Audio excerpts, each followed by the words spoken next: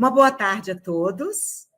É com muito prazer e muita alegria que nós abrimos mais um ciclo de formação da Rede Municipal de Betim.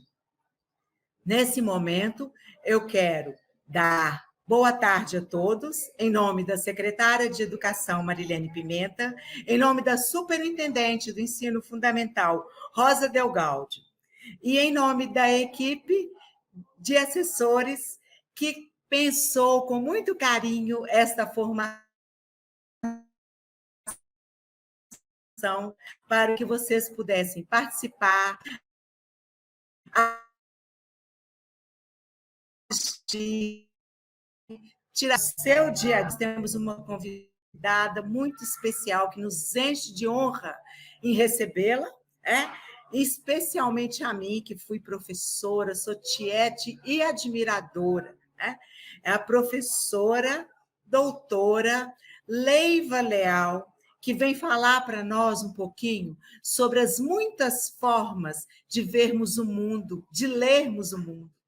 Hoje é preciso entender que o mundo se lê por muitos olhares, por imagens, por faces, por sombras, por gestos, por preceitos e preconceitos. Então, nesse momento, eu gostaria de chamar a professora doutora Leiva Leal, que é professora da UFMG, e que vem gentilmente nos agraciar nessa tarde. Boa tarde, professora. Boa tarde, professora Cláudia. É um grande e imensurável prazer. O prazer é todo nosso. Então, nesse momento, eu vou deixar que os professores da rede municipal acompanhem, se deliciem dessa apresentação e dessa fala. Estaremos aqui acompanhando. Um beijo, uma boa tarde, uma boa palestra para todos nós. Muito obrigada, Cláudia. Vou compartilhar já uma tela, viu? E já começamos. Eu quero externar o meu agradecimento, especial à Secretaria Municipal de Betim. Aliás, eu teria a Secretária Municipal de Betim, agradecer muito na figura da professora Rosa Delgaudio, a quem cumprimento e a quem expresso minha imensurável admiração e meu carinho. Agradecimento a toda a equipe que cerca esse evento, especialmente a Cláudia, com quem eu já tive a oportunidade de viver outras experiências, né, Claudinha? Ei, Renata! Nós tivemos a oportunidade de vivenciarmos junto uma experiência na PUC, num curso. E agradecimentos a todos e a todas, educadores e educadoras, nossos pares aqui neste momento. Para mim é sempre uma emoção muito grande. Vocês viram que eu não aguentei, já apareceu a Renata aí. Oi, Renata, que é nossa aluna no mestrado lá da UFMG. Então, eu cumprimento com muita alegria a todos e a todas vocês neste momento aqui de troca, Vamos viver aqui um momento de troca. O tema, na verdade, Claudinha, eu acho que eu troquei lá a letra, mas não faz problema que a gente vai começar a discutir aqui, Porque o título, que está aí no nosso cartaz, foi multiletramento, múltiplas formas de ver o mundo. Então, de ver o mundo e de ler o mundo. Então, nós vamos trabalhar aqui com essa dualidade, Essas múltiplas formas, Multiletramento, formas, Novas formas, formas novas de ver o mundo e de ler o mundo. E aí a gente vai já se apropriando, com muito carinho, com muita sabedoria, vamos pedir a Deus muita sabedoria, a gente já vai se apropriando daquele a quem homenageamos neste ano, que é o centenário de Paulo Freire, Então, está aí, é multiletramento, é multimodalidade, é linguagem, é metodologia, é mídia, é multimodalidade, enfim, é um conjunto de coisas que este tema nos abre, e eu sou corajosa, tentar falar desse tema tão amplo para uma comunidade tão linda, uma comunidade tão sábia, uma comunidade tão comprometida. Então, nós esperamos que seja exatamente desse jeito, né, de estar aqui tocando a vocês, todos que estão me escutando, um grande abraço, e um grande abraço freiriano, né? E também, para não ficarmos muito fora de Minas, vamos abrir também com o pensamento de Guimarães Rosa, né? A vida é assim, esquenta e esfria, aperta e daí afrouxa, sossega e depois desinquieta. O que ela quer da gente é coragem. Então, é com essa coragem emancipadora, freiriana, né, que eu estou aqui para poder conversar um pouco com vocês e já me colocando à total disposição, que esse momento é um momento de troca, né, mas a gente se coloca à total disposição de vocês, não é? O que estamos entendendo? Então, meu abraço a toda a nossa comunidade, né, de educadores. O que estamos entendendo por novas formas de ver o mundo? Minhas amigas, meus amigos, meus educadores queridos, dá para abrirmos para tanto leque aqui, sabe, essa questão? Porque, de alguma maneira, aqui eu estou trazendo Paulo Freire. Ele diz o seguinte: de alguma maneira, porém, podemos ir mais longe e dizer que a leitura da palavra não é apenas precedida pela leitura do mundo, mas por uma certa forma de escrevê-lo ou de reescrevê-lo, quer dizer, de transformá-lo através da nossa prática consciente. Então, quando novas formas de ver o mundo, de olhar o mundo, e aí nós precisamos de mudar nosso posto de observação, que às vezes nosso posto de observação não nos deixa ver o mundo diferente. Estamos tão focados no nosso olhar, no nosso mirante, né? Que às vezes nós precisamos de mudar. Isso é piagetiano também, né? Para eu poder ver o mundo de um modo diferente, eu também preciso de mudar o meu posto de observação para ver o mundo. E eu convido a vocês, meus queridos, minhas queridas, a ver esse mundo por esse olhar freiriano, que ele diz, né? Todos nós conhecemos, virou aí, né, slogan, virou padrão para todos nós, né, que as pessoas dizem: a leitura do mundo precede a leitura da palavra. Ótimo, mas Freire nunca disse que não é preciso a leitura da palavra. Né? Ele nunca disse isso. Né?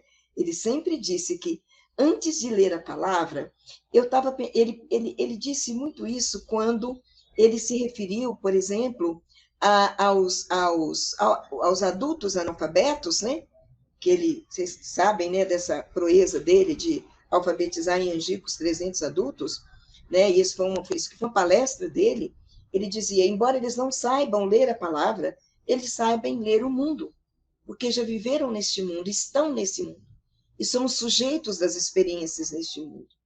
E aí Paulo Freire vem e diz: olha, é preciso de ver o mundo, entender esse mundo, e eu mostro que eu estou vendo esse mundo de formas diferentes quando eu consigo reescrever este mundo, quando eu consigo transformar este mundo com alguma coisa, através da nossa prática consciente.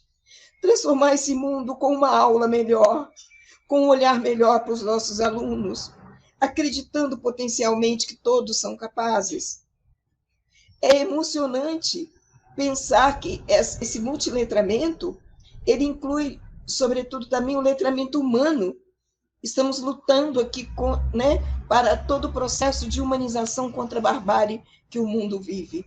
Então, é esse convite que eu amorosamente deixo para vocês. Não é? E também Freire diz que este aprendizado ele só é válido quando, simultaneamente com o domínio do mecanismo da formação vocabular, o educando vai percebendo o profundo sentido da linguagem. O que é multiletramento? É a leitura, é a introspecção de várias linguagens nas suas diferentes modalidades.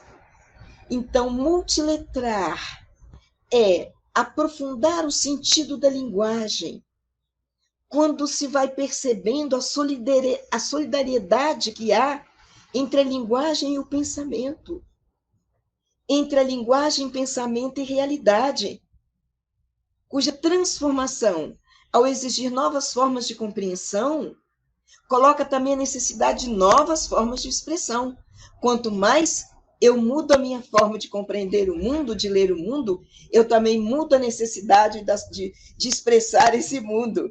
Então, eu achei isso tão bonito para nós começarmos a falar do multiletramento. E como pesquisadora, como professora, como educadora, como mãe, como avó, como tia, como amiga, eu fico vendo muito, meus amigos queridos, o quanto que, às vezes, essa noção de multiletramento, ele vem, mas vem muito com um certo pragmatismo. Um pragmatismo. Nós temos que fazer porque todo mundo faz. Temos que fazer porque a contemporaneidade faz. Temos, sim, é um compromisso ético, mas não pode ser visto com pragmatismo.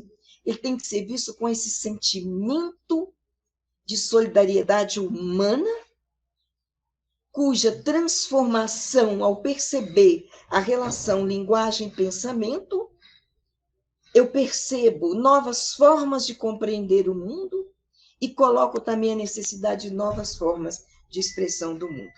E tudo isso eu tenho refletido, aprendido com os meus amigos, com grupos de estudos, com os meus alunos, a quem referencio, que já sei que tem alguns aqui nos assistindo.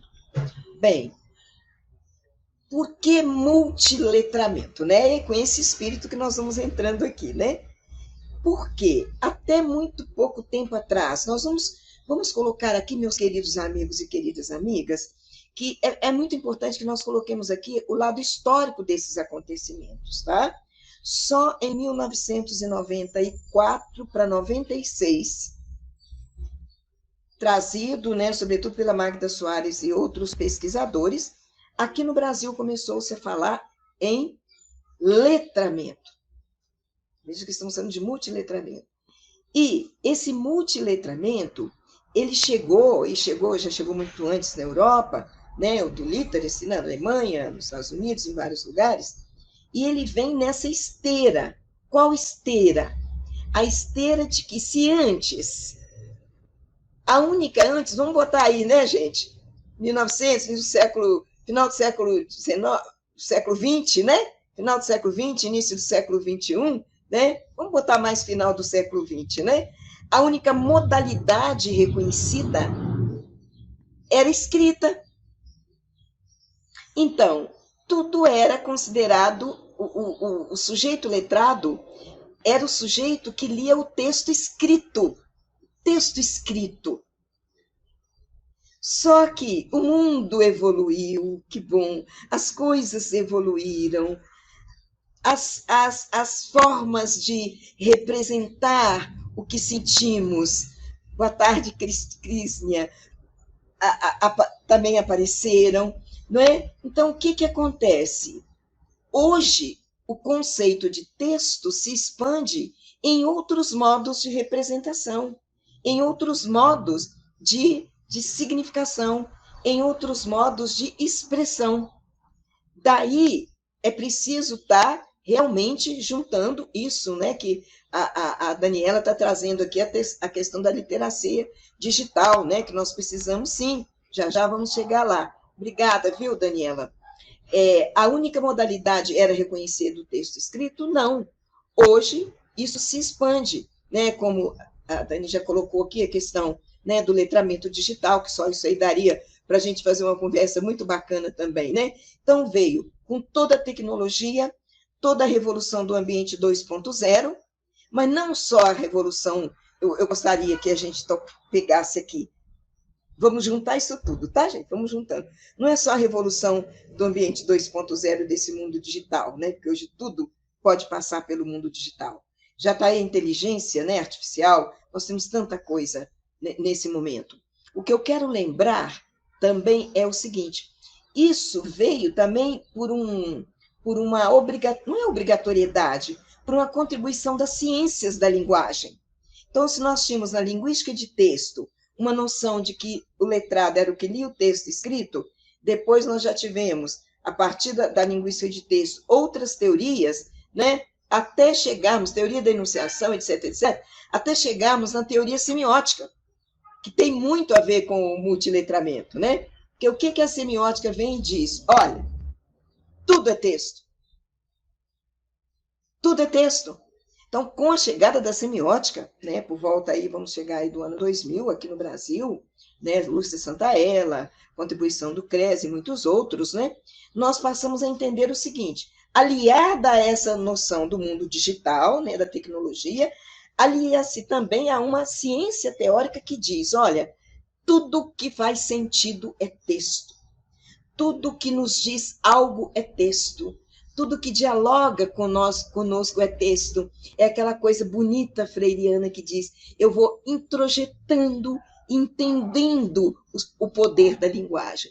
Então, muita gente se assustou nesse período, né, com os semioticistas, que diziam, uma imagem é um texto, uma gravura é um texto, um cartaz prego no poste é um texto, um vídeo é um texto, uma escultura é um texto. Quer dizer, tudo aquilo que traz para o sujeito algo novo é um texto. Daí, então, não dá para a gente esquecer que se juntam essas duas coisas, tá? Vamos lá, para a gente seguir. Agora, cabe também ressaltar, meus queridos amigos, meus queridos amigas, que todos nós lidamos com a linguagem, não é? Em qualquer área do conhecimento, em qualquer momento da nossa vida, nós estamos desenvolvendo a linguagem. E ainda que estamos vivenciando nessas últimas décadas, o que nós estamos vivendo? Um estreitamento cada vez mais claro entre os vários modos. Então, você tem um estreitamento entre o semiótico, o verbal, o imagético, o sonoro, o espacial, sob a influência das tecnologias digitais na produção de textos impressos digitais, aqui, né, no nosso grande contribuição, que é o CRES Ivan Livre. Ou seja, além de tudo, além dessa mudança de que tudo é texto, há uma fusão disso. Às vezes, por exemplo, um anúncio, ele é muito menos verbal, ele é muito mais imagético. Uma propaganda que já vai para a televisão, às vezes, ela é mais imagética e mais sonora e menos verbal. Então, o que nós estamos vivendo hoje? Um estreitamento, né, de modos semióticos. As cores. Eu fico vendo, e vocês também, né, das figurinhas que a gente recebe pelo WhatsApp, que são as novas formas de significar o mundo, né? As figuras, as GIFs e tudo, cada uma vem, às vezes vem com uma cor maior, outra cor melhor, ou seja, as cores, né, que vem tudo isso desse mundo imagético, desse mundo sonoro, desse mundo espacial, desse mundo tecnológico. Enfim, por isso, a comunicação ou a interação, eu prefiro mais interação, né, ocorre por meio de diferentes modos. É pela escrita, é pela fala, é pelas imagens, é pelos movimentos gráficos, por texturas, não é? Então, a ênfase vai cada vez mais aumentando e chegando na multimodalidade. Portanto, para a gente fechar essa pequena parte aí, nós vivemos em outro contexto. Nós vivemos em 2021, em que os meios de comunicação, as mídias e as novas mídias, porque há mídias, meus amigos e minhas amigas, que nós ainda não conhecemos. Porque existe um conhecimento A, um conhecimento B e um conhecimento C. O que chega para nós é o conhecimento C. O conhecimento A, que está lá no poder, em quem está ou pesquisando, ou está produzindo, ou está pagando para isso, ou está investindo. Daqui a pouco chegam as novas mídias, chegam as novas possibilidades, né, de interação, seja pelo computador, pelos aplicativos, né, pelo WhatsApp, pelos celulares, pelos notebooks. Então, isso tudo nós ainda não sabemos. É uma incógnita para nós. Então, nós estamos vivendo numa sociedade que não é apenas letrada no sentido de letra escrita, mas multiletrada. Há muitas letras em múltiplos lugares e multimodalizada, ou seja, em muitos suportes. Em muitos suportes. Então, no WhatsApp é um suporte. Um vídeo é outro suporte. A TV é outro suporte. Você está aqui lendo uma notícia, né, no computador, de repente entra uma propaganda ali dentro, ou entra um outro anúncio, ou entra uma outra fala, ou entra um comunicado. Então, tudo isso vai fazendo com que nós nos sintamos sujeitos, às vezes, desconectados, né? Desconectados. Às vezes dá vontade de a gente falar assim, para um pouco aí, deixa eu me conectar com tudo aqui primeiro, para depois a gente voltar, né? Mas, ainda que não sejamos multiconectados, multiletrados e multimodalizados, é preciso que aquilo que é o básico, pelo menos, o básico de toda essa visão do multiletramento, das tecnologias digitais, elas estejam junto conosco. Estejam junto conosco. Não como uma coisa pragmática, mas como aquilo que vai fazer com que o aluno tenha mais chances na vida. Imagina ele escrevendo um texto junto com os colegas, né, uma escrita colaborativa numa Wikia. Olha que coisa mais bonita, trocando ideias um com o outro, escrevendo. Não, essa ideia não está boa, vamos botar do lado de cá. Isso não é perder tempo. Isso é preparar as pessoas para viverem neste mundo. Que é esse mundo que nós não fomos preparados para eles, mas temos que ir atrás, buscarmos essas diferenças. Eu estou dizendo que eu já saí da fase de alfabetização, né, digital, eu acho que eu já cheguei no letramento digital, mas daqui a pouco eu vou dizer para vocês por que eu ainda tenho que estudar muito e aprender muito. Muito bem, gente. Então, tá aí, múltiplas mídias, que, por sua vez, alteram e provocam diferentes formas de ver o mundo e de conceber a vida, como a gente estava dizendo anteriormente. Então, ao contrário do letramento, que é a noção de letramento que todos vocês têm e têm bem, não é verdade? Que se pauta nas condições que vive aquele que aprendeu a ler e a escrever, e aqui eu trago Soares, minha grande mestra, a quem eu presto a minha homenagem também neste momento. Porque há um conceito de letramento que graça totalmente equivocado.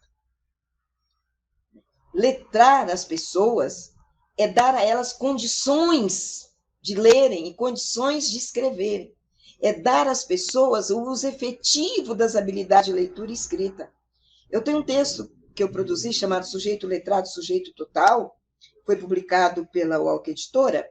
É um texto dentro de um livro sobre letramento, e no final eu coloco uma série de perguntas para as escolas, para que as escolas reflitam. É a escola, não estou falando professor de português, estou falando escola, para que as escolas reflitam se elas estão realmente dando condições de letramento. As pessoas falam, nós gostaríamos que as crianças se letrem. Tem livros, tem revistas, tem materiais para ler, tem espaços para ler, tem espaço para trocar ideias do que se lê, tem espaços para escrever, tem projetos de leitura, tem projetos de escritura.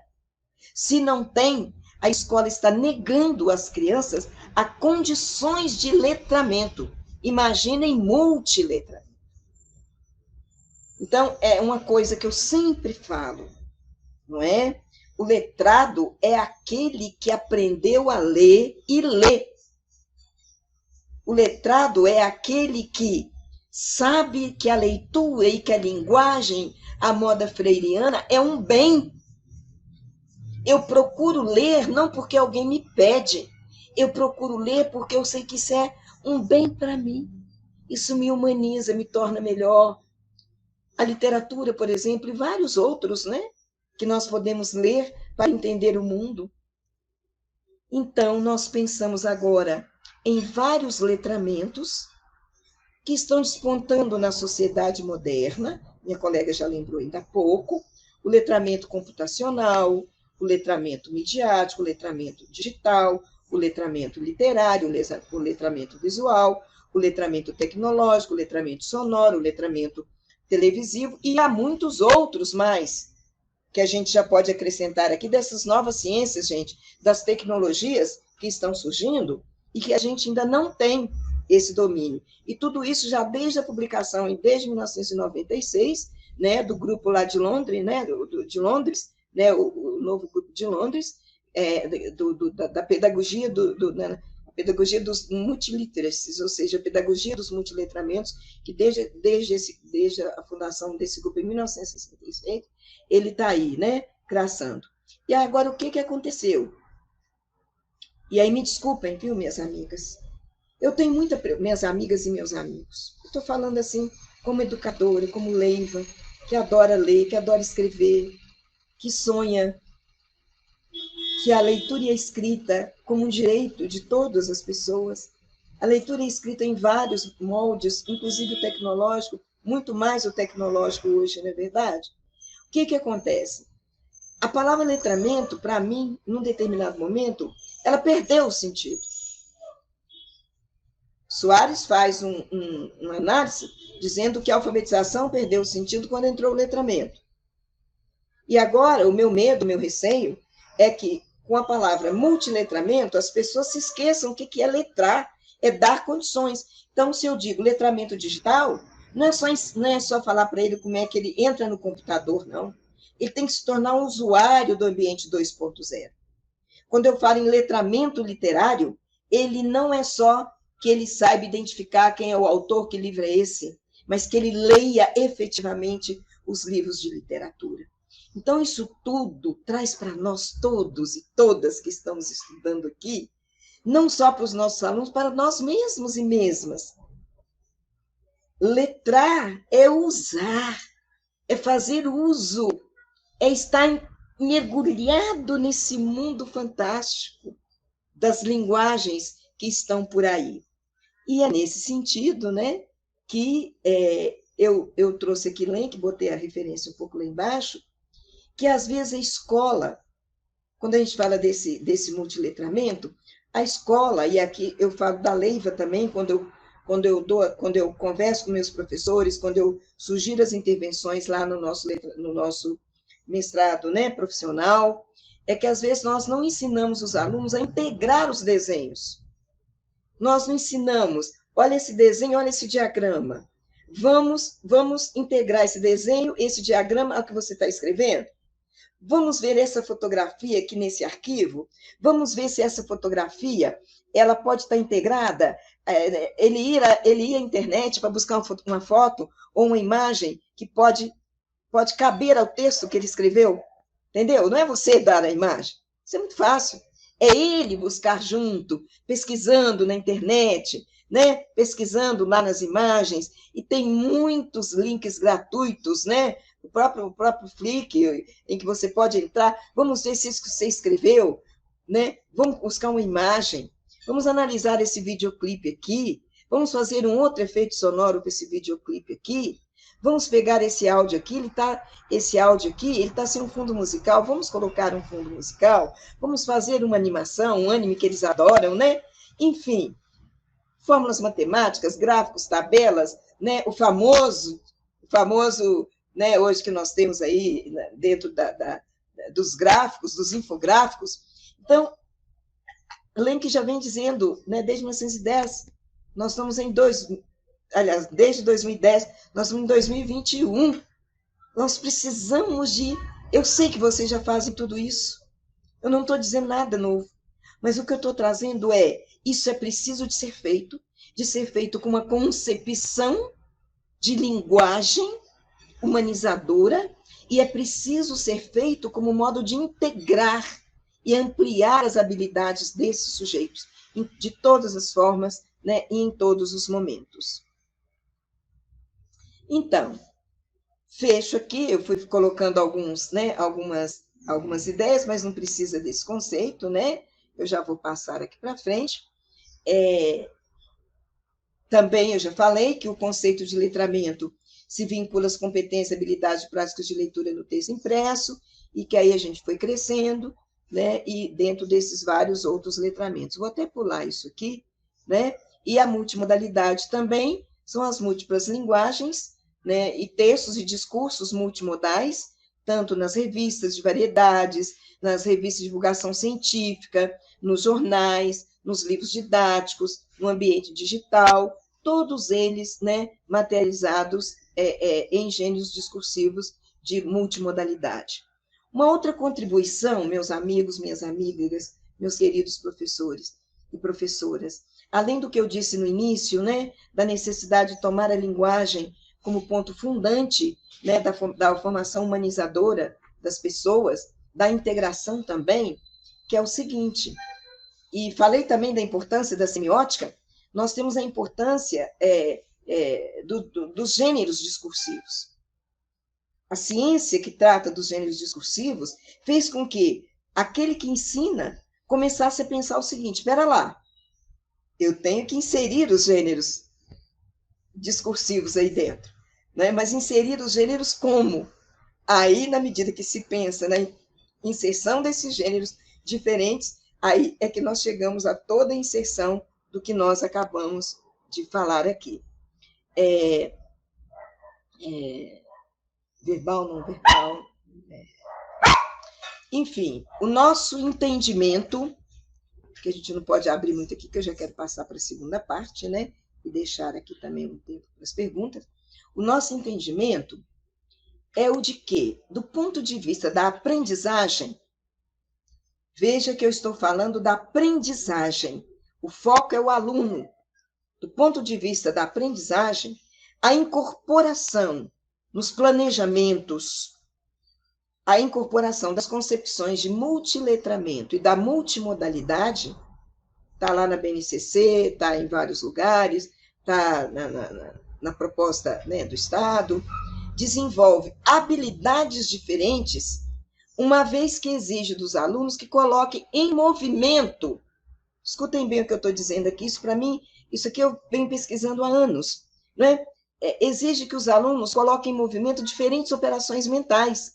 Então, quando eu incorporo, além de tudo que eu já falei antes, por favor, que eu não quero repetir, né? Para não ficar uma coisa pragmática, por favor, né? Além de tudo que a gente já falou, envolve uma outra concepção que é muito linda para nós que ensinamos, né? É muito confortante para nós que ensinamos, saber que é cognição, é cognitivo.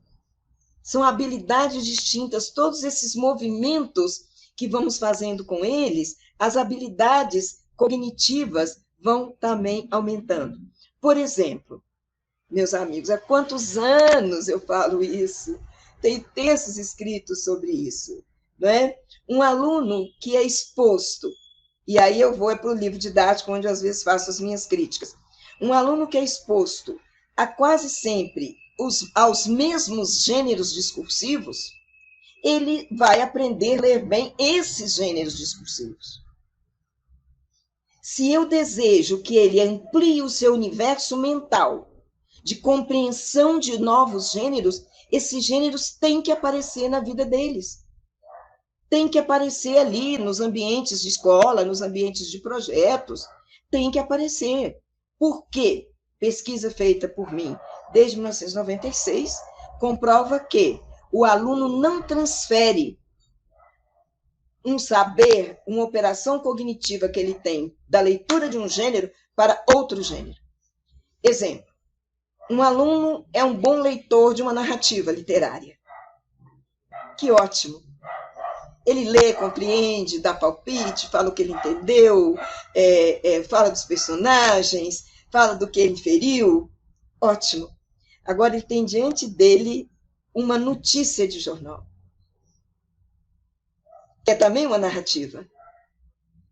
Mesmo sendo narrativa, o relato, ele pode ter dificuldades, estou falando de dificuldades, por favor, de entender esse gênero se ele só sabe ler o gênero narrativo literário. Porque é outra narrativa. É um relato, mas ele tem toda um outro estilo, como diz Bakhtin. Ele tem outro estilo, ele tem outra linguagem, ele tem outra vibe. É como é que ele é estruturado, é como é que ele é montado, como é que ele é tematizado. Portanto, aí eu vou Bom, ele é um bom leitor de notícias, agora eu vou apresentar para ele um infográfico. Também vai ter dificuldades, porque é uma lacuna aí entre mentalmente sair de uma leitura de uma notícia, que tem todo um arcabouço temático, para ele ler um infográfico que exige, né, que o seu olho vá para baixo e volta, e olha número, e volta, e faz isso, e faz aquilo, ou seja, é uma outra operação mental totalmente diferente. Totalmente diferente, meus amigos e minhas amigas. Por favor, pensem nisso. Pensem o quanto que, às vezes, e há também coisas que, às vezes, eu peço desculpas, eu só estou dando um exemplo, né? Às vezes, a escola, a sala de aula vem trabalhando com um determinado gênero, mas na hora de avaliar, coloca um outro gênero discursivo que o aluno não, com o qual o aluno não tem familiaridade. Ele não vai saber ler e nem vai saber escrever esse gênero. Então, veja que eu estou falando de familiaridade, de amadurecimento dentro desses gêneros, não é? Então, voltando aqui, tá? Que eu queria fazer essa pequena lembrança, né? Então, desenvolve habilidades diferentes. E veja que, meus amigos, minhas amigas, com todo o respeito que eu tenha por propostas curriculares, eu fui autora do CBC de Minas Gerais, né, de língua portuguesa, sempre pautei meus trabalhos pelas habilidades, sempre. Todos os nossos colegas, que eu sei que estão aí com vocês, como a Neiva, a Flor, aprendemos juntas isso, a pautarmos nosso trabalho como os direitos de aprendizagem das habilidades. E, às vezes, nós lidamos com isso, com o multiletramento, como se ali não tivessem habilidades a serem desenvolvidas. Tratamos como algo, um lugar comum.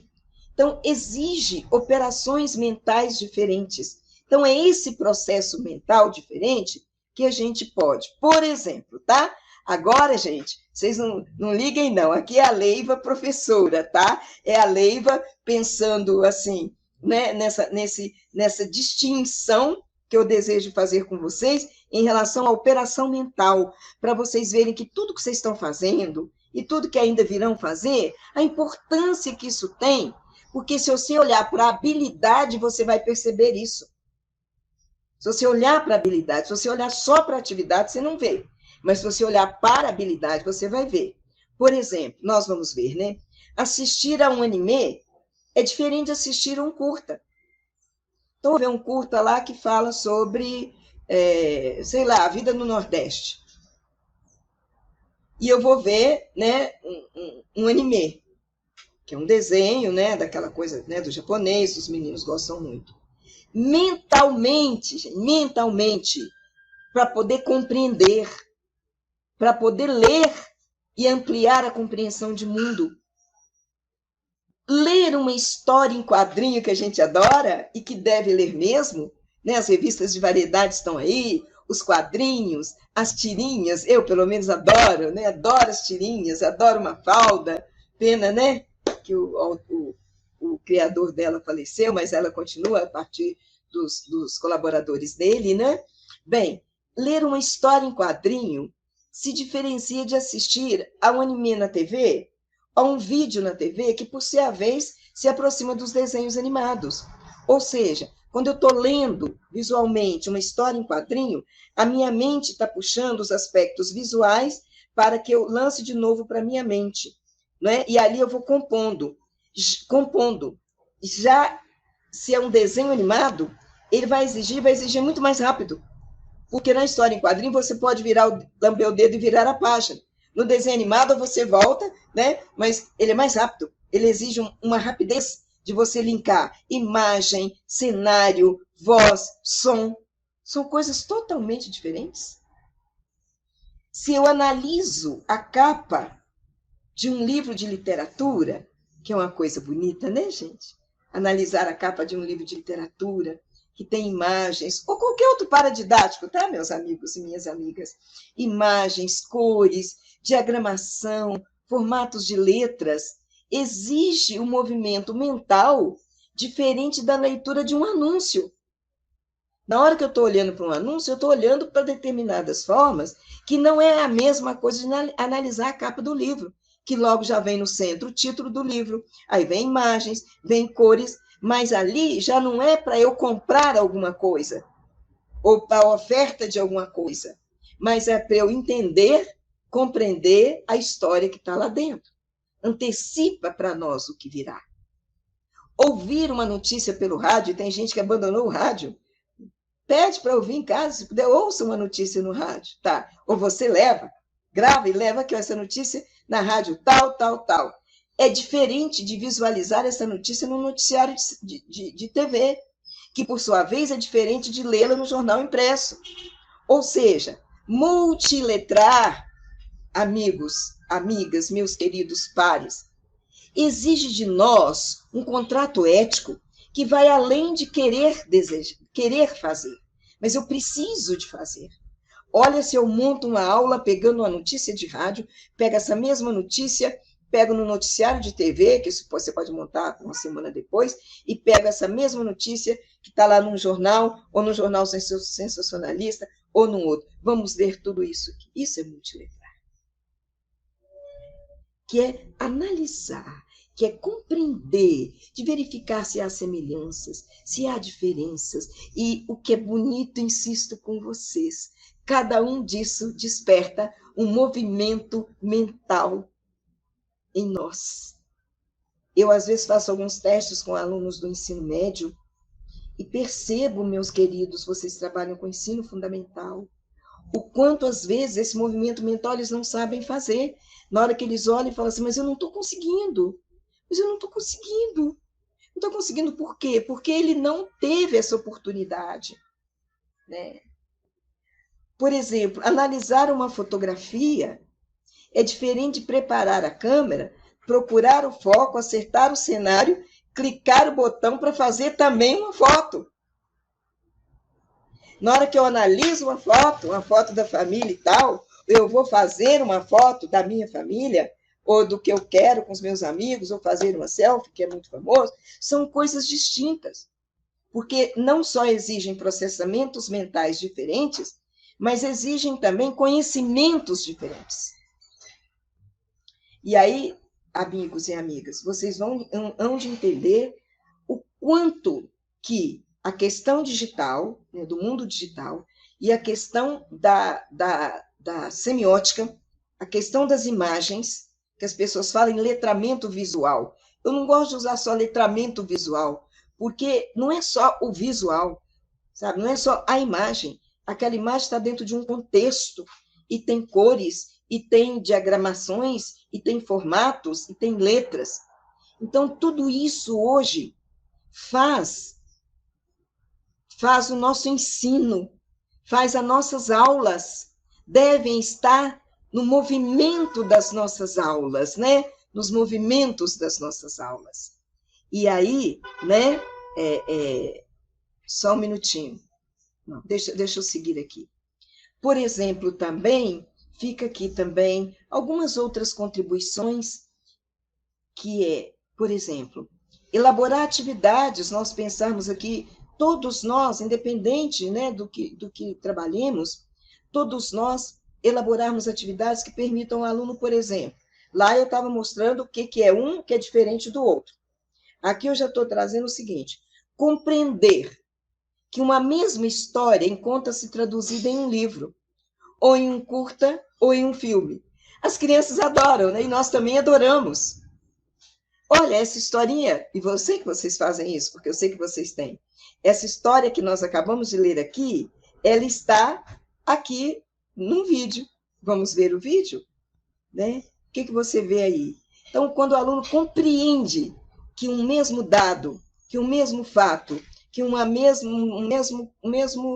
mesmo dado da vida, né? Eles estão transmutados em várias modalidades, é isso, eles ficam curiosíssimos, né?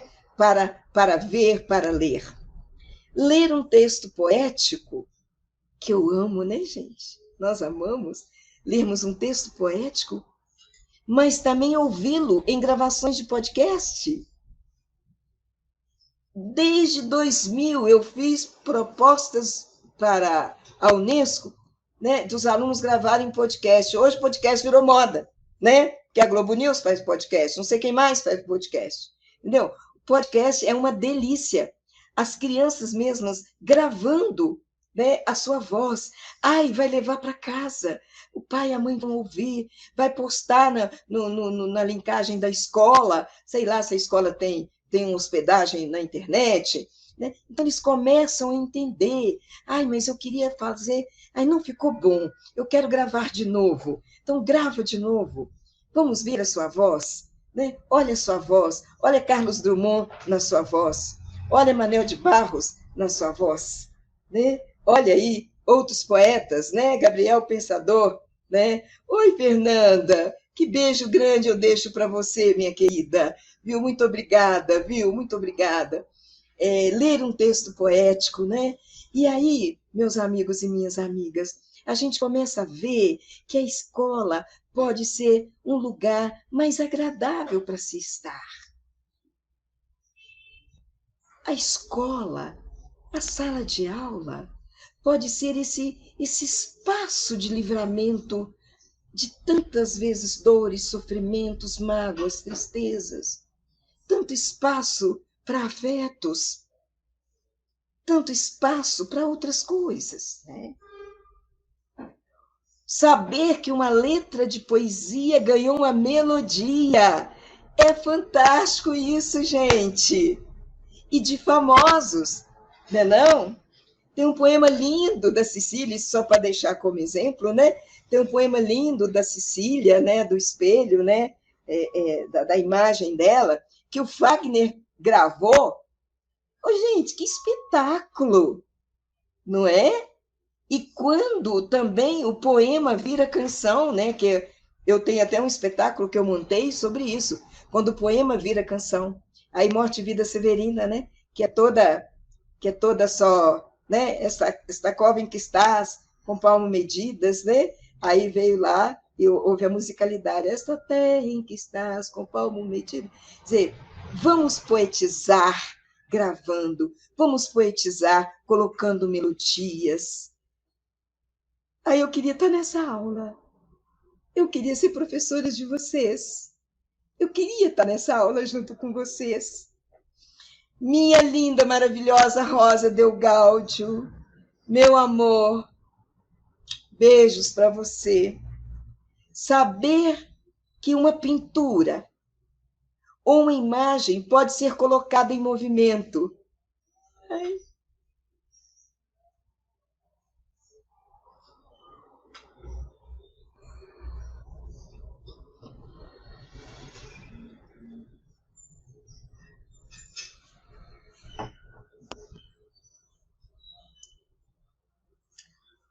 Nós podemos pegar uma pintura, e aqui eu estou falando pintura, dos grandes pintores mesmo, né? Posso pegar um Picasso, posso pegar um Salvador Dalí, posso pegar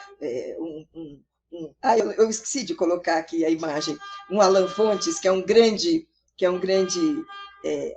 artista plástico aqui de Belo Horizonte, né? Então, você pega aquela pintura e lá tem na internet, né, tem os aplicativos, né, no computador, em que você pode colocar essa pintura em movimento, que são os GIFs hoje, né? As crianças fazem os GIFs e colocam esses GIFs em movimento, já estão conseguindo fazer, né? Então, você imagina uma pintura do Rembrandt, né? Imagina a Mona Lisa, né? Você colocando a Mona Lisa em movimento. Isso tudo, gente, é alegria. Isso tudo é liberdade. Isso tudo é uma coisa que se chama encantamento pelas linguagens, encantamento pelas diferentes formas de linguagem. E diante disso tudo, e de muito mais do que a gente pode estar falando aqui o tempo inteiro, e às vezes nós encontramos pessoas que dizem, eu não sei o que eu faço. Há muito o que fazer. Né? E ainda que com material mais restrito, eu posso fazer um bom trabalho. Posso gravar em casa, posso levar em casa, posso incumbir a um aluno, dar incumbências para eles também, né? Incumbência a um pai, a uma mãe de família que são mais colados com a gente, não é? Muitos que estão me ouvindo aqui sabem da minha relação com a França, e num dos estágios de trabalho que eu fiz lá, com ensino fundamental até o que nós chamamos hoje aqui o segundo ciclo, sempre tem uma pessoa da comunidade junto na sala de aula. Não é? E são as que mais participam, que mais gostam. Então, nós temos que encontrar uma mobilização libertária, emancipatória à luz freiriana, que é trazer a comunidade. Eu estou falando isso que às vezes as pessoas, né? E eu não vou mostrar fotos aqui, que eu posso mostrar fotos para você de escolas em Massachusetts, de escola na Bélgica, de escola na França, de escolas aqui no Brasil, né? São coisas simples. Os armários são simples, os livros estão lá, as coisas estão lá. Agora, o movimento se dá quando as pessoas também se colocam em movimento. Então, as pessoas também, né, se colocam em movimento, né, e todos nós nos colocamos em movimento. Então, o aluno, então, gravar a própria voz e ouvi-la em casa e postá-la na internet, escrever uma historinha em conjunto com seus pares e hospedá-la em um espaço da internet. Eu não sei se a flor que vocês me falaram que está aí é a minha flor de maio, né? Mas a flor, nós temos trabalhado muito isso, e ela divulga também muito isso. E eu tenho uma aluna de mestrado que desenvolveu exatamente isso com crianças numa área de vulnerabilidade, né? Em que foi criar as fanfictions. As fanfictions, né? O que são as fanfictions? É uma história de fã. Você pega um fã e cria uma história com esse fã. E posta, hospeda isso, que lá tem na internet, um espaço de fanfiction. Você pode hospedar. Só que qualquer pessoa do mundo inteiro que está lendo isso, entra e pode também completar a sua fanfiction, né? Que é uma história com um fã. A maioria escolhe jogador de futebol, a maioria ou escolhe artista, entendeu? Ou personagens de livros. Então, são coisas assim, de movimentos muito, muito bonitos, né? Desenhar uma história e depois colocá-la em movimento em quadrinhos. Faz um storyboard, desenha a história e vamos colocá-la em movimento nos quadrinhos.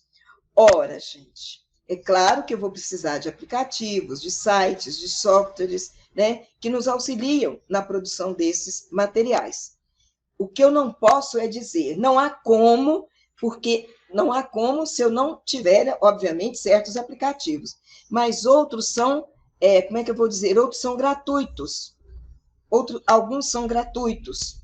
Então, vão produzir os avatares dele, que eles adoram, né? Vão mexer com recursos gráficos visuais, vão produzir e participar de jogos, né? Vão enviar pela internet convites de aniversário, colorir imagens. Tem muitas grandes e boas experiências, né, de modos semióticos. Enfim, ler opiniões em revistas, em jornais e em blogs. Por exemplo, sobre peça infantil, se as crianças forem muito pequenas. Então, eu posso ler uma revista, ler uma opinião numa revista. Eu não sei se vocês... É claro que estão, né? Entendendo aquilo que eu estava falando anteriormente sobre o nosso contrato ético, sabe? Porque se eu quero multiletrar, eu tenho que ser uma pessoa multiletrada. Né? Nós precisamos de ser essa pessoa multiletrada, essa pessoa que lê revista, essa pessoa que lê jornal, essa pessoa que está na internet, vendo os blogs, que está assistindo isso, que está assistindo aquilo. Porque, né, é isso que a gente vai precisar de ter e de fazer. Não estou dizendo, meus amigos, minhas amigas, eu sei o que é ser, né, o que é o dia a dia da nossa incumbência de educar. Mas é exatamente essa incumbência de educar que precisa me levar a querer ser melhor a cada dia mais. E isso não se faz assim, pegando emprestado. Isso se faz a gente mesmo e a gente mesma, sendo autores, não é? Depois, a gente pode pensar, viu, Rosa, e as meninas todas que estão aí com você, a gente pensar numa produção de um e-book com as melhores, com boas atividades, que eu sei que vocês já fazem, dessas práticas. O que eu quero dizer é que nisso tudo tem que estar a ideia de que é multiletramento, porque eu estou, primeiro, trazendo os fatos da vida, todos os fatos da vida. Segundo, estou num processo de humanização contra a barbárie. Que mundo é esse que vamos ter depois que isso tudo passar? Que seres humanos seremos, não é? A escola, qual o papel da escola a partir disso tudo? Qual vai ser o próprio papel do multiletramento na construção desse mundo novo que se nos alinha e que exige de nós?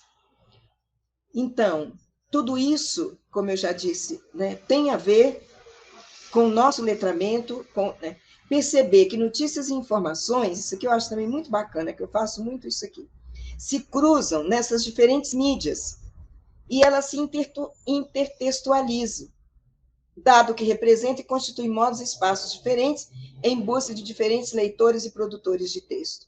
Então, uma notícia X, você abre num jornal, ou num jornal, um jornal digital, num jornal impresso, tá? Ou mesmo num catálogo de livro, abaixo vem, às vezes, uma propaganda, vem um anúncio. Então, isso tudo está intertextualizado. Tudo intertextualizado. Há que se buscar essas intertextualizações. Aqui, gente, espera lá um pouquinho, deixa eu voltar aqui.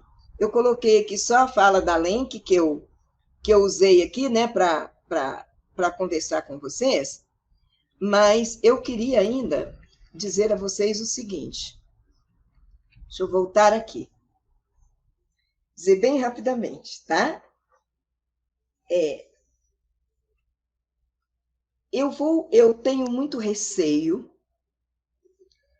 de que o multiletramento, que é toda essa beleza, multiletramento é multimodalidade, ela passe a ser vista como algo que não, algo muito, como é que eu vou dizer?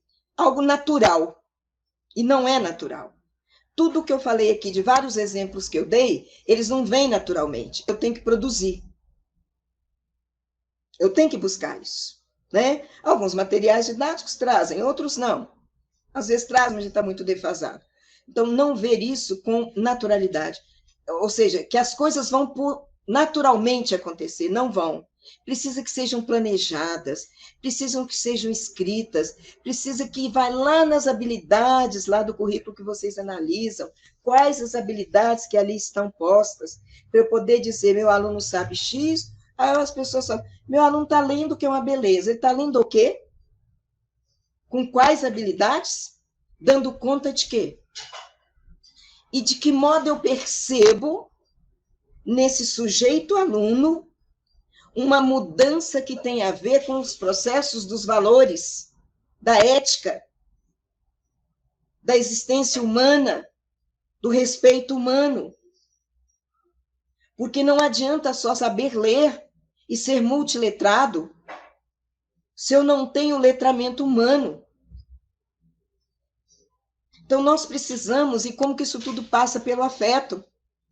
Eu estou agora com uma aluna, né, que está fazendo entrevista a alguns alunos sobre produção de texto, eles se sentem desolados, porque nunca receberam, que bom, que bom, que bom, do professor, nada. Gente, como que uma palavra faz a diferença, né? Então, e aí eu fico pensando nessas gostosuras de aulas que a gente pode preparar, o quanto que há espaço para as relações de humanização. Ele falar dele, da vida dele, do que ele pretende ser, né? Do que ele está vendo na vida dele, do que ele pode colaborar, do que ele pode fazer para transformar esse mundo, né? Ele pode criar... E aí, hoje, eu vou até parar, porque eu já estou pensando aqui um monte de coisa que a gente pode fazer com as nossas crianças, colocando-as como protagonistas. O multiletramento exige alunos protagonistas, alunos ativos, compreensivos, alunos que saibam se abrir para esse ler o mundo Não, gente, não adianta nada. Por exemplo, nossos meninos estão numa escola hoje e não sabem ver o sentido da morte que ronda, né, quase 1 milhão de pessoas neste país. E não sabem ver que aumentou a fome neste país. Né? De 4 milhões para 9, acho que 9 ou 10 milhões de pessoas com fome absoluta. Então, agora, eu não posso só dizer isso e ficar por isso mesmo. Eu posso fazer coisas, eu posso criar projetos em que todo esse multiletramento esteja em voga, né? Não, gente? Produção de jornais, produção de pequenos noticiários, produção de canais que vão para as escolas, que vão para todo...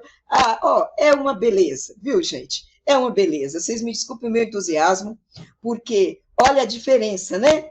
Se antes era letrar de pensar no texto escrito, hoje é multiletrar, né? É ler todos os gêneros discursivos, todos nas diferentes modalidades, e aí a gente vira um catador de suportes, um catador de gêneros, né? Isso aqui dá uma notícia, isso aqui dá um trabalho, isso aqui, então o olhinho da gente brilha, né? A gente precisa de ser esse catador de coisas, para virar esse catalisador, que eu falo de esperanças.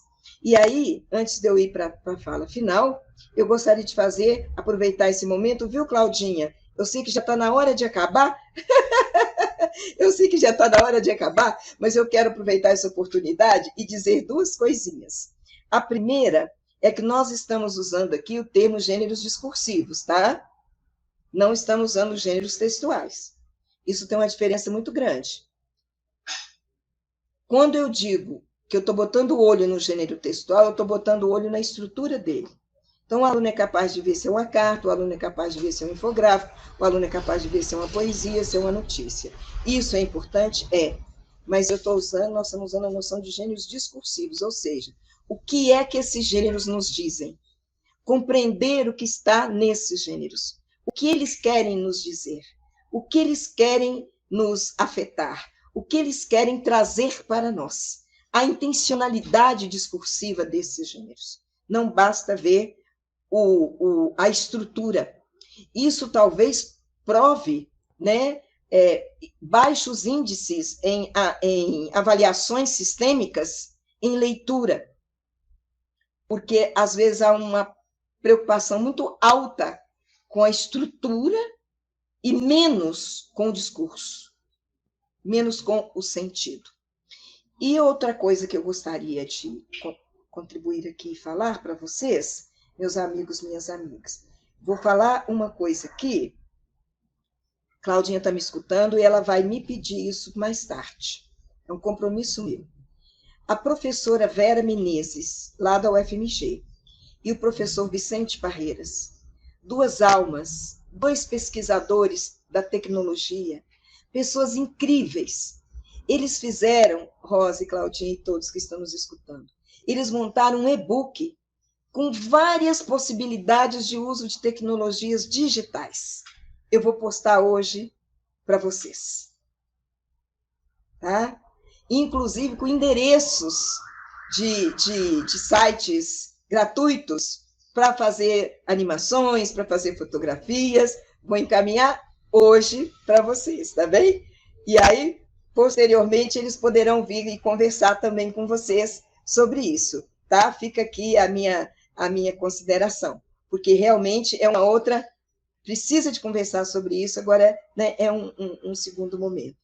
E o terceiro coisa que eu queria dizer a vocês, quando eu dizia para vocês que eu tenho muito medo do multiletramento ficar como uma expressão comum que todo mundo usa, que ele seja realmente efetivado dentro da escola. Que ele não morra antes de cumprir a sua função. Porque daqui a pouco outras coisas vão chegando. Eu, por exemplo, hoje estudo não mais nem o letramento, nem o multiletramento. Hoje eu estudo transletramento. Mas é um estudo que eu faço com um grupo de franceses e que também já que no Brasil tem um grupo da USP que trabalha o transletramento, ou seja, Cada dia a sociedade vai criando novos suportes, novos textos, né? A internet vai criando mais coisas, mais coisas. Então, a gente está falando em letramento, quando lá fora, e aqui também, já se está falando em transletramento. Então, é preciso que isso tudo vire realidades das nossas escolas, para futuramente nós pensarmos assim, né? No transletramento. E dizer a vocês, por exemplo, que da onde que vem isso? A alfabetização vem dos linguistas. Vem dos linguistas, né? O letramento vem dos antropólogos, vem da ciência da antropologia, não vem da linguística. Olha que coisa interessante. Veio da antropologia, quando começou a perceber que as pessoas não sabiam ler. Aí começou toda uma discussão na antropologia, né? O multiletramento não vem nem da linguística e nem da antropologia. Ele vem da comunicação vem das ciências da comunicação e da informação. Vem das ciências da comunicação e da informação. Então, vocês veem, são ciências diferentes, em momentos diferentes, trazendo contribuições diferentes. O transletramento, outro dia a gente fala, mas ele vem também das ciências da informação, que tem a ver tudo com o mundo digital. Bem, gente, eu coloquei aqui algumas coisas, mas o meu tempo acabou, né, porque a gente tem que deixar... Tinha colocado umas imagens para a gente dar uma estudadinha nelas, sabe, na questão semiótica aqui, tinha colocado umas imagenzinhas aqui, né, do sem açúcar, etc., né, umas imagens assim, né, cheia de frescura, tá até com a sombrinha, né, para a gente brincar um pouquinho com esse mundo do anúncio, ou olhar também, né, aquilo que as coisas podem vir nos trazendo, corona, etc., etc. Eu concluo aqui a minha fala com a sensação de que não disse nada, porque há muito mais a dizer e vocês mereciam ouvir muito mais. Eu vou encaminhar também para vocês, além do texto, do e-book de mídias digitais, eu vou encaminhar um texto que eu produzi para a Amped, sobre o multiletramento. Só que esse texto eu escrevi pensando nas crianças. Esse texto que eu escrevi, como que quase que pedindo, por favor, vamos multiletrar as crianças antes, né? Antes que seja tarde demais. Mas lá nós temos Querida, eu não tenho link, eu vou colocar, eu vou mandar o texto para vocês e vocês depois encaminhem para as escolas, viu? Não tenho o link dos dois textos, tá bem? Eu quero, então, dizer da minha alegria, da minha emoção. No início foi muito difícil eu botar minha voz para funcionar. Eu estou diante de muitas pessoas que eu amo muito. E obrigada, Doutrimar. Esse vídeo está aí para vocês. Ai, Darli! Ai, querida Darli! Que coisa mais bonita! E dizer que a Rosa, eu aprendi muito e aprendo muito com a Rosa. Nós tivemos a oportunidade no mestrado, não só como a aluna que foi, mas como uma colaboradora que foi sempre de tudo que nós fazíamos no mestrado.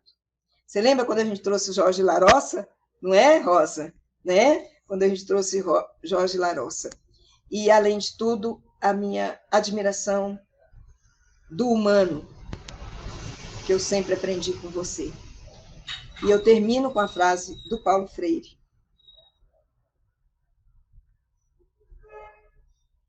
Que eu aprendi a ensinar quanto mais eu amava ensinar e quanto mais eu estudava a respeito. Então, amemos mais, estudemos mais. Essa é a nossa incumbência. É isso que a escola, o mundo e Deus, né, espera de nós. Estou à disposição. Oi, Ivan. Está me ouvindo?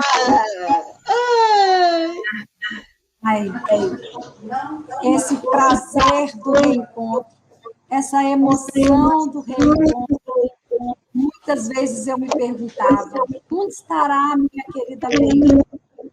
Que eu tanto aprendi.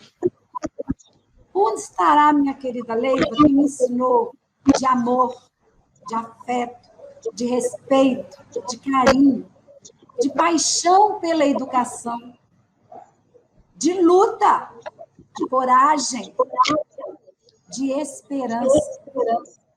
E que prazer quando eu soube pela Cláudia Soares, que você está na ativa. Então, assim, estar nesse lugar hoje com você é estar nesse lugar do reencontro e da busca permanente, como diz o nosso querido Paulo Freire, da nossa incompletude e da nossa pequenez, como diz o Manuel de Barros.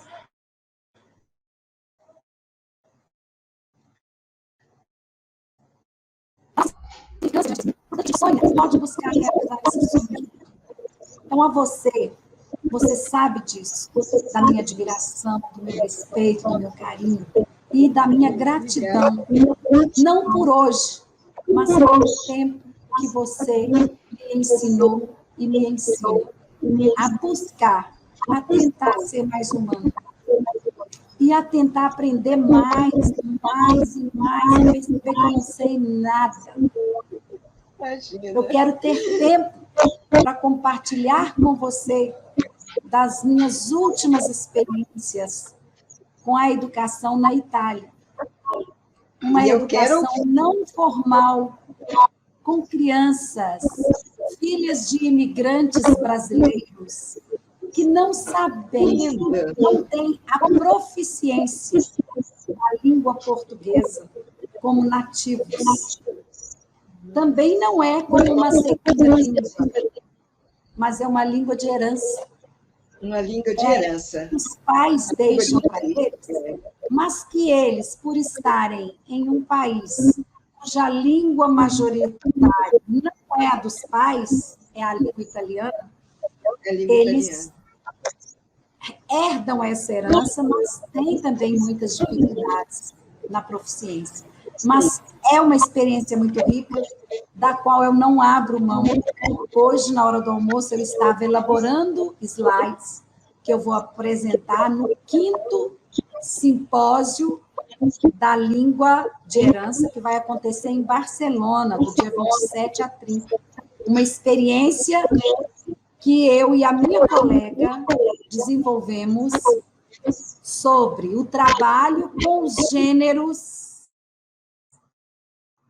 textuais na perspectiva dos gêneros discursivos de Bakhtin.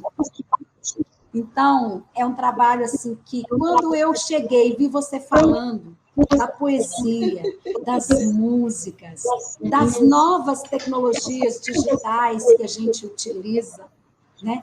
E eu aprendi muito nesse meu trabalho agora, sendo educadora voluntária nesse mundo.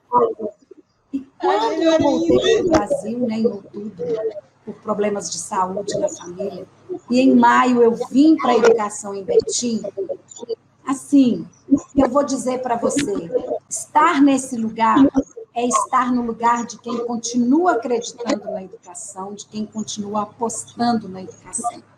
E estar com você hoje mais do que nunca. Eu sei o tanto que você jogou hoje sementes de esperança, de vida, de coragem, para a gente poder buscar fazer o melhor pela educação em Betim.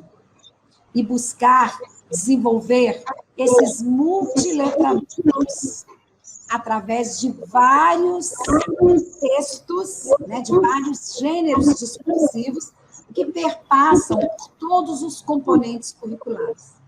Então, muita gratidão a você, muita gratidão à minha equipe, que é uma equipe assim, que eu tenho admirado a cada dia mais, com quem eu posso contar e eu falo com a equipe. Se nós acertarmos, nós vamos acertar juntos. Se errarmos, nós vamos errar juntos. Então, não é porque o erro foi meu ou foi do outro, mas o erro foi nosso, enquanto time, enquanto equipe, que busca sustentação no outro. Então, gratidão a Daniela, da equipe da tecnologia da informação, que está sempre presente. Eu não posso falar mais, mas, assim, eu preciso dizer para você o tanto que eu te amo, do fundo do meu coração. E eu estou com um livro bem recente, não sei, A Coragem da Esperança, do Leandro Carnal. Eu comprei esse livro há uma semana no aeroporto e eu estou em todos os encontros lendo essa parte. E eu leio essa parte hoje, Leiva, especialmente para você e para todos os educadores, professores, professoras que estão nos assistindo agora presencialmente e que irão nos assistir depois pelo link, para que nós nunca percamos a coragem da esperança. Olha o que o Leandro diz na introdução. Continuo apostando na esperança. Acho que a vida é insuportável sem ela. Que cada crônica seja sua ilha, ao menos uma pequena boia. Sempre estivemos à deriva. Agarre-se.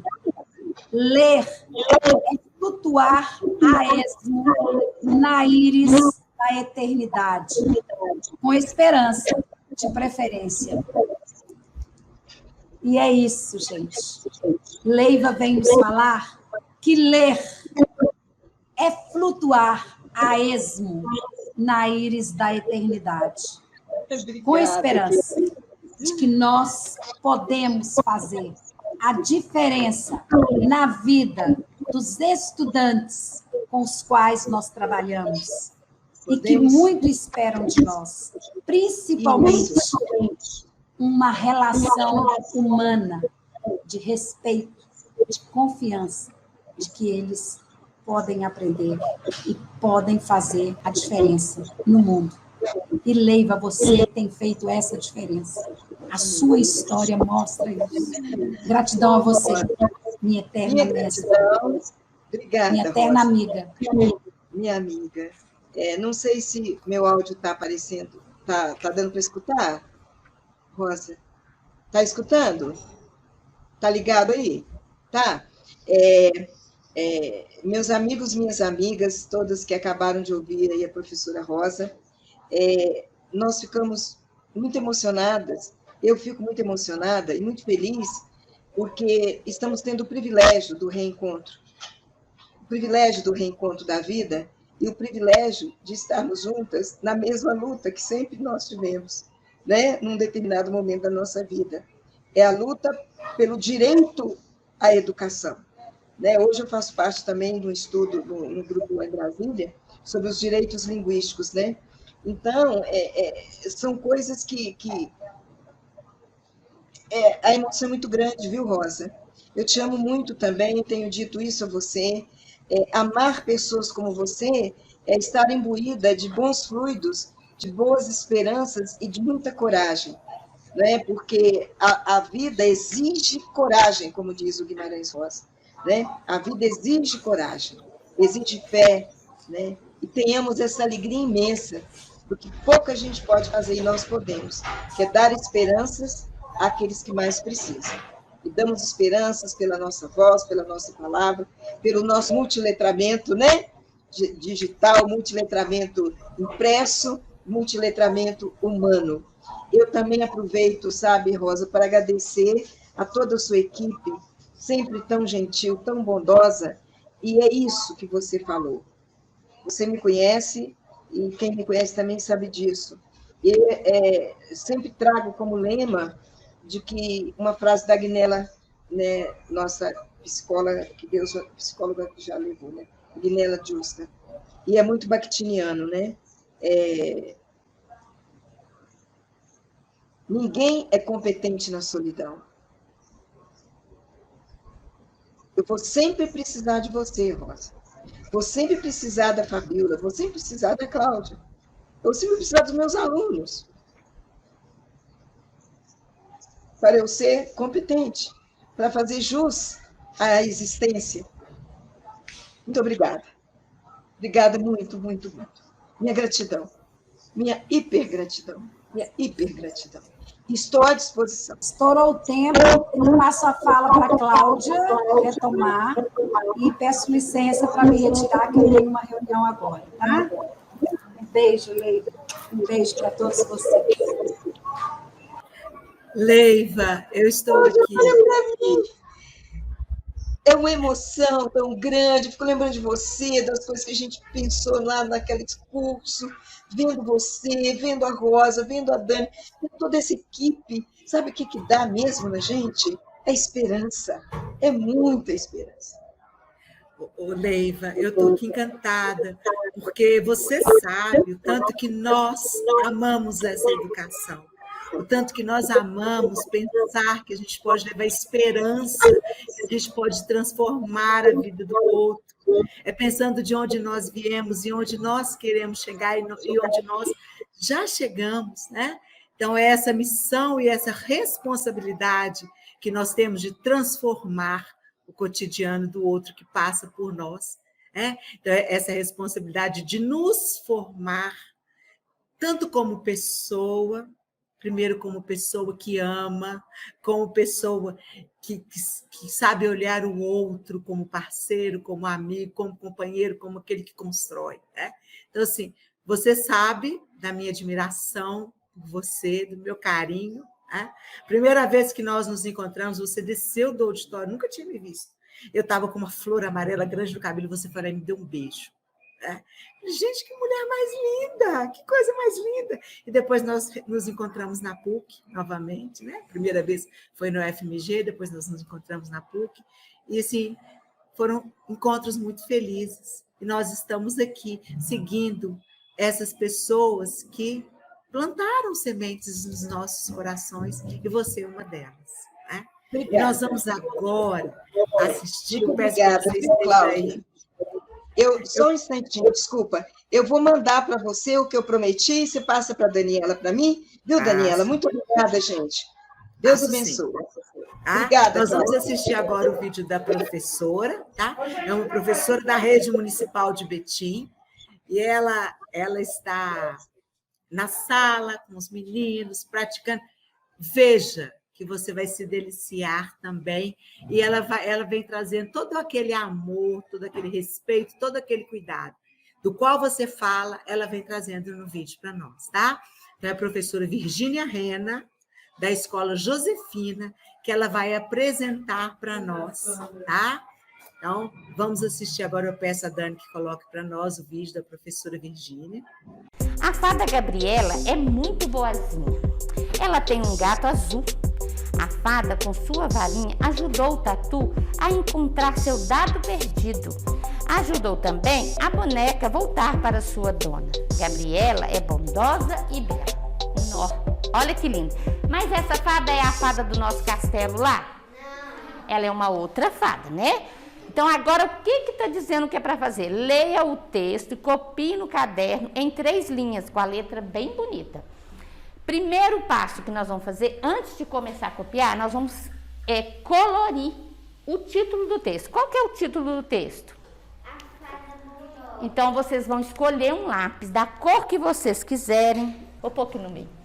A fada, ó. Não tá assim o título aí? A fada bondosa? Sim. Então, eu vou escrever aqui. Bom, dó. Olha como é que eu vou fazer. Eu vou usar outra cor. Eu vou pegar uma cor de pincel diferente, pra gente saber que isso é o título. Olha só como é que eu vou sublinhar. Eu posso fazer assim, ó, em volta dele todo, tá? Quem já fez? Eu. Isso. Muito bem. Só que aí pede pra gente copiar. Nós vamos copiar em 3 linhas, não é? Soltando espacinho de um dedinho. A Júlia já colou, Júlia, no caderno? Tem que colar. Cola primeiro pra gente copiar. Em 3 linhas, tá, Heitor? E aí, 3 linhas, ó. É, a folha que você vai virar. O Heitor vai copiar do lado de cá e isso aí, igual tá aí. Igual eu tô vendo agora. A fada bondosa, ó. A fada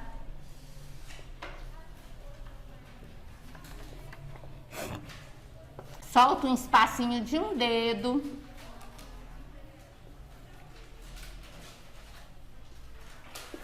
Tá vendo que eu escrevi aqui? Aí agora eu vou fazer assim no título, ó. E vocês vão fazer a mesma coisa aí. Aí, Heitor. Nessa folha. Isso. Aí, isso aí. Igual eu escrevi lá. Continua na frente. Dá o espaço de um dedinho e continua. Entendeu, Fabiana? Entendeu, Iago? Já colou? Então, beleza. Então, vamos seguindo aí, ó. Eu vou continuar fazendo as 3 linhas e nós vamos continuar escrevendo o texto.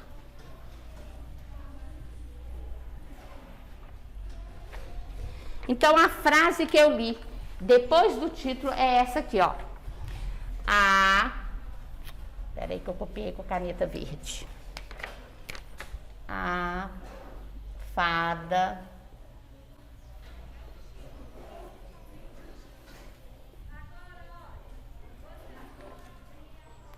Gabriela. Gabriela é o nome da fada, será? Vocês acham que é?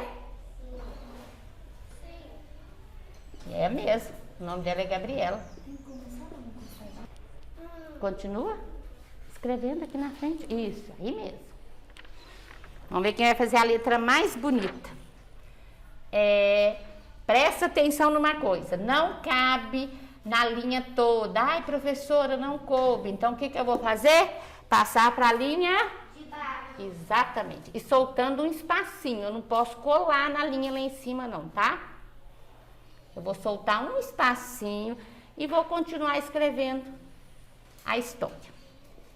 Eu não posso grudar aqui, ó. Eu vou pular esse espacinho e vou continuar aqui, ó. Muito boazinha.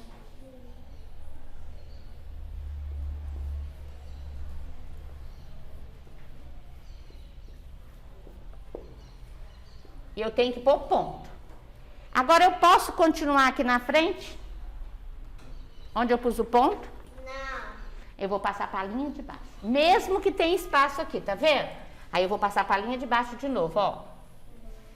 Sempre pulando um espaço. E não pode ser 2. Não pode. Fica muito distante. Isso, Heitor? Copia o texto. Aí eu passei para outra linha. Ela, quando eu falo ela é quem? Ela aqui no texto. Ela. Quem que é ela? A Gabriela. Quem que é a Gabriela? A fada bondosa. A fada bondosa. Por que ela colocou ela? Para não ficar repetindo a fada. Então ela colocou ela no lugar do nome da fada. Ela tem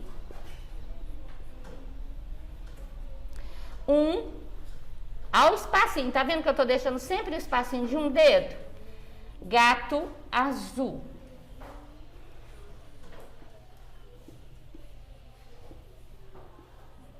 Aí tem outro pontinho. Eu vou começar na linha de baixo de novo.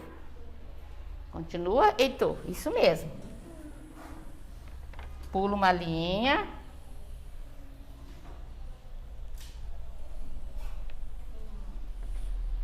Eu vou esperar um pouquinho de vocês chegarem aqui para eu ver como é que o Heitor tá copiando. Eu vou, não, soltou espacinho, aí continua embaixo, tá vendo? Isso mesmo. Fada, ó, de novo. Tô continuando. Vírgula, tem que pôr todo sinal de pontuação que tem no texto, tá? A fada com sua... Acabou esse pedacinho? Então você vai passar para baixo. A fada com sua varinha. Ó, o que a fada usou mesmo para achar o gato? Ela encontrou um dado perdido. Com que ela encontrou um dado perdido? Com a varinha. Eu acho que é com a varinha mesmo.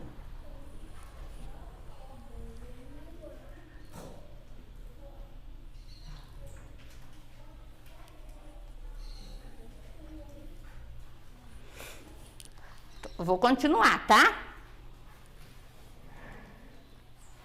Ajudou.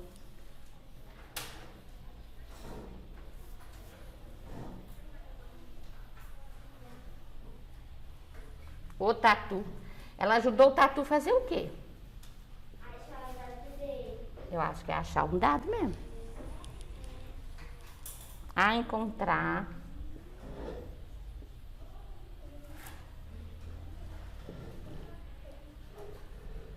Eu parei, vocês pulam pro lado de cá, não. Tem que continuar embaixo. Então eu vou esperar que eu vou dar outra olhada.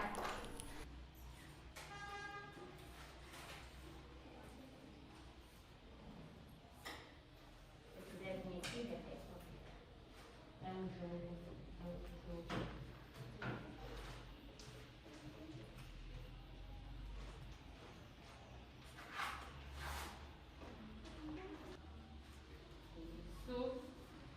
Isso, Marina já deu conta. Vai caber tudo, né? Aí você passa pra cá. Nos 3 pontinhos. Você vem aqui, olha onde você tá. Você tá aqui, ó. Tá bom? Toma linha, tá? Senão fica errado. Você pula e passa pra cá. Isso. Tá bom, Marina? Pode continuar. Quando pensa tudo, pode. Tá bom? Chegou? Aí já tá todo mundo chegando. E aí a gente coloca aqui, todo dia vai marcando. Ele é pra saber, né? Para os meninos situar no tempo, que mês que tá, por que é mês 9, por que é o mês 10, para saber qual que é o nome do mês e por que ele tá 9. Mês 9 é por quê? Porque ele é o 9º mês, entendeu? Aí a gente faz esse trabalho com o calendário. E tá esperando, igual tá aqui agora. Eu não deixei porque ainda a gente não terminou de copiar o tudo. Eles podem vir aqui pegar um livrinho para fazer a leitura na carteira. E eles ficam encantados com esse cantinho de leitura. Né, gente? Aí vem cá, fica doidinho pra vir aqui no cantinho de leitura. Eu já vou passar o resto. Então agora eu vou continuar desse lado. Presta atenção aqui numa coisa. Os alunos que a folha ainda tem espaço nesta que está escrevendo, continuam escrevendo embaixo. Pode passar, deixa eu ver. Marina tá virando a folha. Vira a folha. Vira a folha. Aqui. Vira a folha. Isso.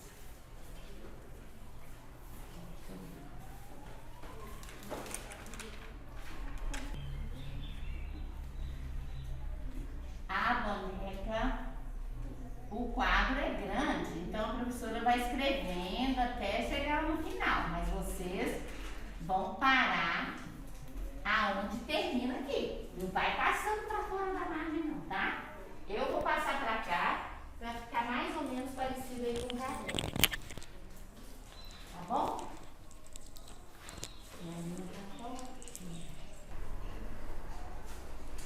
A boneca. Onde será que essa boneca tá, gente? Onde vocês acham que essa boneca tá? Que ela ajudou ela a voltar para a sua dona? Para sua dona. Eu acho que ela estava perdida, né? E aí a fadinha foi e ajudou a bonequinha a encontrar sua dona. E vai terminar agora a nossa história. Gabriela. Enquanto eu estou falando, então, Rebeca, quando eu vou falando que tem que soltar espaço, escrevendo, é porque para eles entenderem, senão escreve tudo emendado e não solta espaço. E é importante fazer as 3 linhas para eles aprenderem a usar o caderno. Se você não faz as 3 linhas, eles fazem a linha do tamanho que eles querem, a letra, tá? Isso já tem até estudo disso. Porque se você não faz isso, escreve, ele não consegue acompanhar. Por isso que eles dão conta de acompanhar. Porque tem que fazer, dá trabalho, mas tem que fazer. Mas eles usam o caderno normal ou caderno de caligrafia? Não, isso é tudo caderno normal, por isso que essa letra bonita, porque é fácil. Mas desde o dia que a gente começou é com 3 linhas, vai fazendo 3 linhas no quadro até ele se dar conta. A Gabriela é bondosa. Aí, ó, por que se chama Gabriela bondosa e bela? Olha só. Bondosa. Ah, eu vou te mostrar um livrinho também, é dessa história. e Beto. É porque no caderno desse que chegou hoje, eu vou colar, tá? Deixa eu te mostrar. Terminou aí. O livrinho dessa história é esse aqui. A magia do alfabeto. A partir dessa história, tira o glossário, que fica colado na parede, e as crianças levam o glossário no caderno para poder usar em casa, consultar as palavras. Aí a gente conta a história, faz toda uma magia mesmo. E depois começa as leituras, começa as atividades dessa história. É sempre de uma história para o texto, depois palavra, até com uma frase. É sempre de uma história, não é de uma coisa, não é assim, começa de uma palavra, não, começa sempre de um texto, tá? E da partir dele, a gente faz todo o trabalho, com um convite. Deixei na varanda da entrada principal. Aí vem pergunta, ó. E vem o papelzinho que a gente entrega. Oi, peraí que a professora vai aqui. E vem isso aqui, antes a gente entrega falando do gênero. O que é o bilhete? A gente busca os alunos no pátio, traz para a sala. Chegando aqui, a gente entrega o crachá, que é o crachá que eles usam. Faz essa chamadinha, igual eu te mostrei aqui, da turminha, quem vem nesse grupo. Depois, a gente entrega a atividade, que é da historinha da magia do alfabeto, que é aquela história que eu te contei.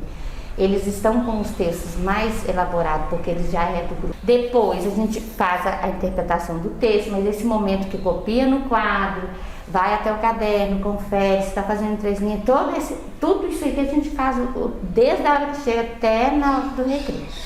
Tem vezes que a gente muda o horário de aula. O início matemática e depois português. Quando a aula de matemática demanda mais tempo, a gente faz ela no início, que aí vai ter que usar outros materiais, material concreto, e demora mais. É por quê? Por que você tem que fazer essas 3 linhas para o menino entender? Se você não coloca ela aqui, ele nunca entende que a gente tem que escrever assim. O que eles fazem? Eles fazem assim. Se você faz aqui, se eu tem professor que faz isso aqui, ó, faz um quadrinho. Não vão fazer isso, ele faz assim. Qualquer quadrinho que ele vê e que não tem essa marcação de 3 linhas, ele faz do tamanho que está lá o espaço. Ele não tem noção do espaço. Então você explica para ele que você tem que usar 3 linhas, por isso que eu risco e faço 3 linhas e faço o xizinho no caderno deles, ó, para apagar. Xizinho, bolinha. Ele tem que entender, ó, repete, que começa, a escrita começa da esquerda para a direita. E que eu não ultrapasso isso aqui. Inclusive, tem uma habilidade que vem nas provinha Avalie Betim, provinha Brasil, que cobra essa questão deles copiar a frase dentro do espaço. Mas aí o que ele faz? Se ele não está acostumado a copiar com essas 3 linhas, ele vai fazer desse tamanho que está o espaço lá. Aí a escrita não vai acontecer, ela não vai caber igual assim, não cabeu. Eles vão falar isso pra você, então você vai, não, então você vai parar e até pra você ensinar ele onde é que para. A palavra terminou, não terminou, põe isso, copia o resto embaixo. É assim, essa é a rotina, mas a rotina aqui, ela vai variar de aula que a gente dá, tá? Às vezes na matemática eu começo com o calendário, não começo, faço a chamadinha dessa forma, mas começo pelo calendário. Quando eu vou trabalhar material dourado, que é no início da aula, exige um tempo maior, aí eu começo de outra forma. Ela nem sempre é da mesma forma, ela segue uma rotina, mas não é sempre do mesmo jeito. Os gêneros textuais. Dentro dessa história que a gente está trabalhando, que é a magia do alfabeto, que é uma história muito linda e fantástica, aí vem os textos, bilhete, o gênero, convite, lista, acróstico e anúncio. Aí muda a história, muda o glossário, vem os mesmos gêneros com outra proposta, entendeu? Com uma proposta mais bem elaborada. Assim que eles vão melhorando, você vai aumentando o grau de dificuldade. Então, nesse momento, com muita gratidão, com o coração leve e feliz por tudo que nós conseguimos aprender hoje, por todas as sementes que foram plantadas, nós encerraremos nosso ciclo, né? A nossa formação de hoje, desse momento, com gratidão. Gratidão a todas as pessoas que contribuíram, a equipe que se envolve para que isso aconteça, a dona Leiva Leal, que esteve conosco de forma generosa e deu uma grande contribuição. E a nossa superintendente, que acredita nesse trabalho, que nos permite que ele aconteça. A nossa superintendente e a nossa secretária. Então, nós declaramos encerrada a formação de hoje. Muito obrigada. Tenham uma boa tarde e até a próxima.